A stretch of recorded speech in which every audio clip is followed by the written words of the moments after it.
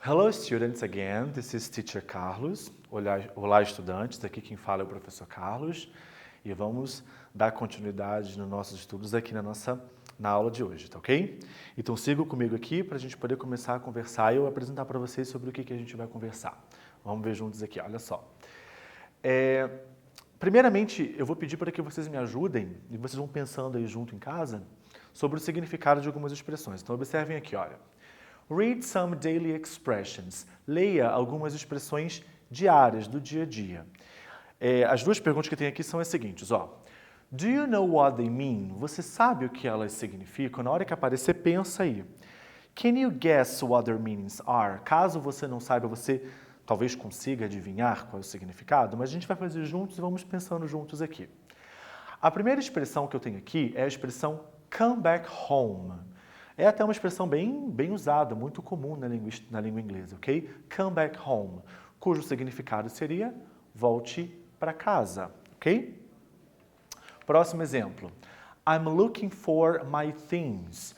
Acredito eu que talvez vocês saibam o significado do verbo look, né?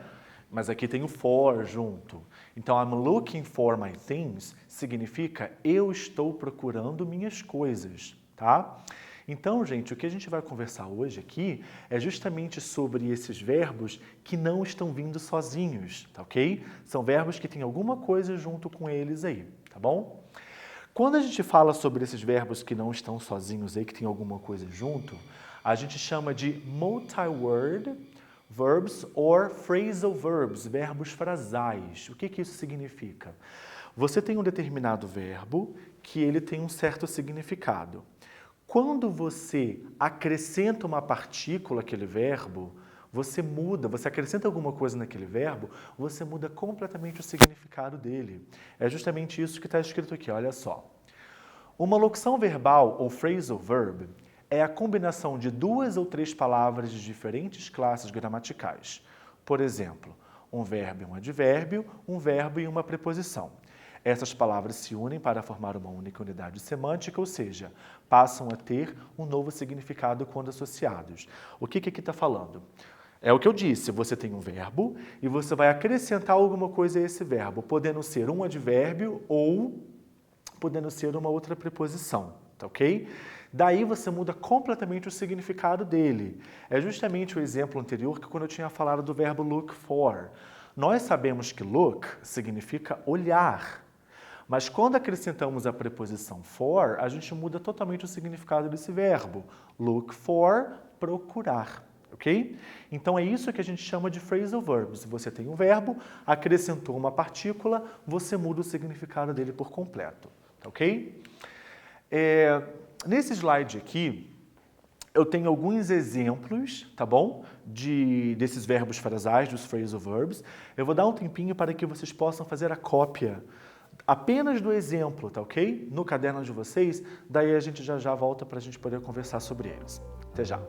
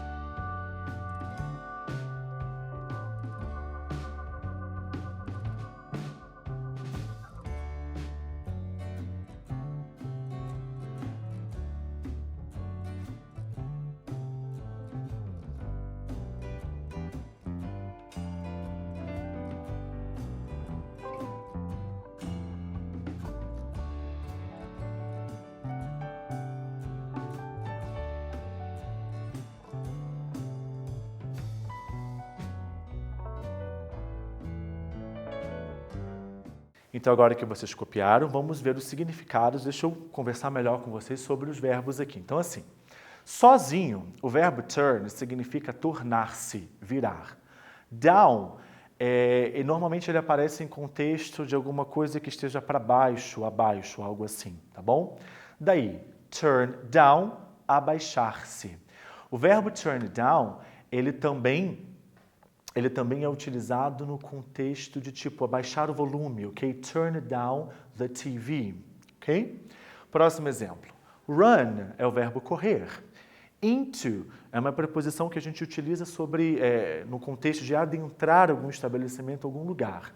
Run into, correr para dentro. Move é o verbo mover-se. Move on, a gente acrescentando aqui a partícula on, a preposição on, que na verdade, sozinho, o on significa em cima, sobre alguma coisa, sobre alguma superfície. Move on, siga, né? É um siga no sentido de tipo assim, siga com a tua vida, tá? Move on with your life, ok? Essa que é a ideia. Então, gente, esses exemplos mostram que, entre outros que vão aparecer, que não dá para você pegar esses verbos e tentar uma tradução literal, parte por parte, porque senão você não vai conseguir chegar a uma tradução correta. Você precisa pegar como um todo, ok? Vamos seguir aqui, ó. O que está escrito aqui é basicamente o que eu falei. As unidades semânticas dos phrasal verbs não podem ser entendidas com base nos significados das partes individuais. Não dá para você separar palavra por palavra. Você precisa pegar o verbo como um todo e aí você vai chegar ao significado correto, ok? O que eu coloquei aqui agora para vocês é o seguinte. Esse tipo de verbo, gente, ele é mais comum do que se parece, tá? E em todas as habilidades linguísticas que você possa vir a estudar, se preparar e praticar na língua estrangeira, esse tipo de verbo ele vai aparecer. Quando eu falo de habilidades linguísticas, eu estou falando das habilidades listening, speaking, reading and writing, ok? Ouvir, falar, ler e escrever. Então, em toda situação de fala, de escuta, de escrita, esse tipo de verbo vai surgir. E esse tipo de verbo, inclusive, ele é muito coloquial, ele pertence principalmente à língua falada. Então, o tempo todo vai ter gente falando, usando esse tipo de verbo, tá? Como podemos observar, siga comigo aqui, o significado dessas expressões é não composicional. Logo, sem contextualizar os termos, seu significado pode tornar-se imprevisível ao estudante de língua estrangeira. Ou seja, além de você não considerar esses verbos separadamente, as partes do verbo, né, separadamente, você precisa também levar em consideração o contexto da fala, tá? Porque às vezes um mesmo verbo frasal possui significados diferentes, tá? Existe essa possibilidade. Então você precisa considerar o contexto, tá bom? Esses verbos frasais ou locuções verbais, quando incluem uma preposição, são conhecidos como prepositional verbs, ok? Você pode formar esse tipo de verbo de duas formas também. Ele pode ser seguido de uma preposição ou de uma partícula. Quando você tem uma preposição, a gente chama de prepositional verbs, ok? E quando você tem uma partícula, ou seja, uma palavrinha que não é preposição, nós chamamos ele de particle verbs, tá? Vamos ver alguns exemplos, então. No próximo slide, nós vamos ver exemplos de verbos preposicionais ou com partículas. Então, aqui nós temos aqui o exemplo Who is looking after the kids? Um bom exemplo sobre o fato de você não pegar parte por parte. Nós sabemos que o verbo look significa olhar, tá? Look after, cuidar, tomar conta. Who is looking after the kids? Quem está cuidando das crianças, tá ok? Daí a gente pensa assim, o verbo cuidar, ele é um verbo transitivo porque você precisa de um complemento. Se você cuida de alguém, tá ok? Então, looking after the kids, cuidar das crianças. No caso aqui, o after é uma preposição. Próximo, they picked on nobody. O verbo pick on é o verbo zombar, zoar de alguém. Ok? Então, se você zomba de alguma pessoa. No caso aqui no exemplo, eles não zoaram de ninguém, não zombaram de ninguém, tá? Então aqui você tem o complemento do verbo, tá ok? No caso aqui, o on também é uma preposição. Seguindo. Os exemplos desse slide aqui, os verbos já não são seguidos de preposição, mas sim de uma partícula, tá bom? Então, olha só. They brought that up twice. Up é uma partícula e não uma preposição. Aqui está no passado. O brought up é o passado do verbo bring up.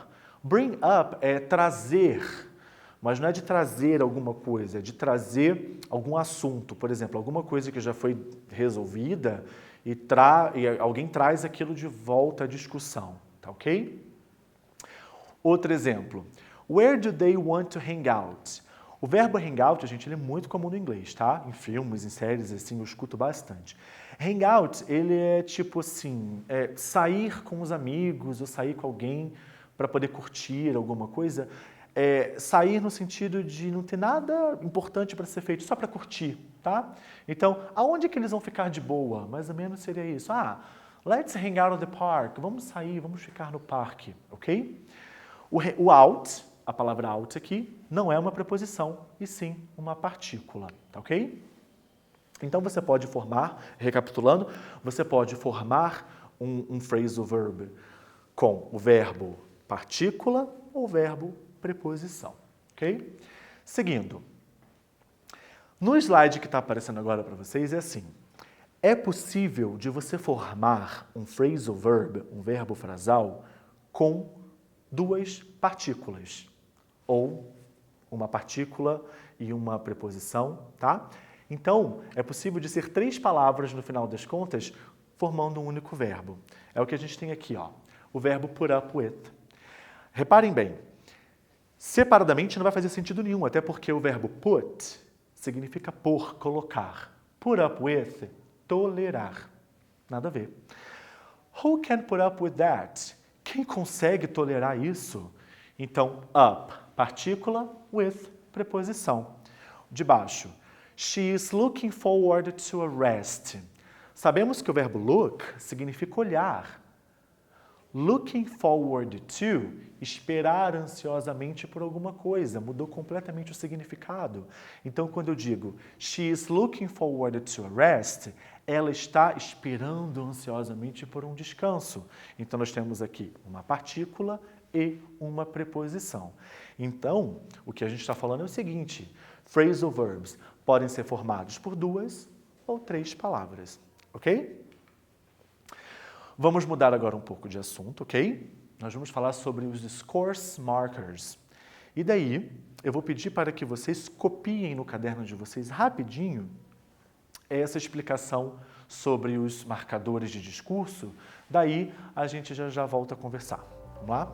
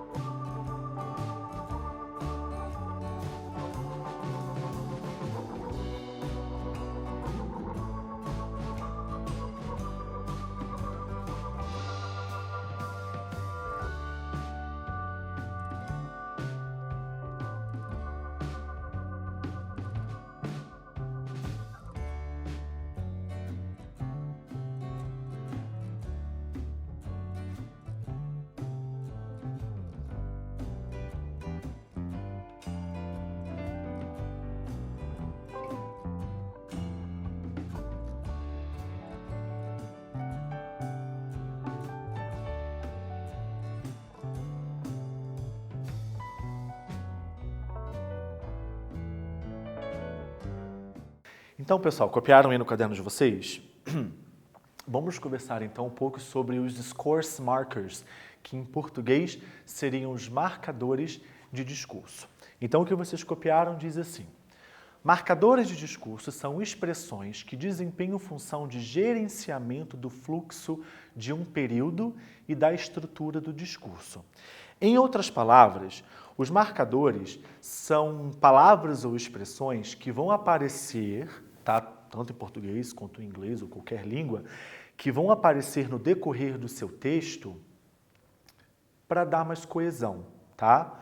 O principal objetivo é justamente esse, para que a pessoa que está lendo não seja apenas frases soltas e isoladas, entendeu? Honestamente, é muito chato você ler um texto desse tipo, onde a pessoa simplesmente colocou frases e palavras e orações e períodos de forma isolada, sem ter nenhuma palavra ou expressão que possa fazer uma conexão entre as ideias, tá? Essa que é a grande sacada dos marcadores de discurso, ok? Em outras palavras também, é para você conseguir ter um fluxo de leitura bom, tá? E, consequentemente, conforme você vai lendo, você vai entendendo, você vai compreendendo, tá? Sem grandes dificuldades. Esses são os marcadores. No próximo slide aqui, e são vários, no próximo slide aqui, eu vou mostrar para vocês alguns, tá? Que podem ser utilizados na produção de texto, mas, sem sombra de dúvida, no decorrer dos estudos de vocês, nas próximas séries e tudo mais, vocês irão ver e vão conhecer outros tipos de marcadores, tá ok? Os que eu coloquei aqui, por exemplo, ó, nós temos aqui o anyway, de qualquer forma, ou seja, você está lá falando sobre alguma coisa, você está explicando, você está adicionando ideias, anyway, de qualquer forma, daí você acaba retomando aquilo que foi dito, dando outros exemplos acerca do assunto, tá ok? E daí você finaliza. Outro exemplo, right, que significa certo. Principalmente quando você está falando também, né? Você está explicando alguma coisa, qualquer assunto, qualquer coisa que você esteja falando, daí você, right, certo? Tipo, você, né, dá essa jogada para a pessoa que está te escutando, right, certo, você entendeu? Né? E daí você continua. Inclusive, você dá até uma pausa, né, para continuar com o seu raciocínio, com as suas ideias. Ok, né? É uma expressão, por mais informal que seja, na parte da fala, mas que, tipo, você joga para a pessoa, ok, tá certo, tudo bem até aí, podemos continuar, né? Você não simplesmente sai falando tudo à torto direito, sem que as pessoas consigam ao menos respirar, digamos assim, né? As I say, como eu disse, você explicou o que quer que seja, e daí você, as I say, como eu disse, você retoma o que foi dito, trazendo novas explicações, trazendo novas ideias, tá? To begin with, para começar, então você está escrevendo ou você está falando alguma coisa, e daí você já quer dar o pontapé inicial no assunto, seja ele qual for, to begin with. Para começar, e daí você vem e explana o início do seu texto, o início da sua fala, antes de você desenvolver, tá?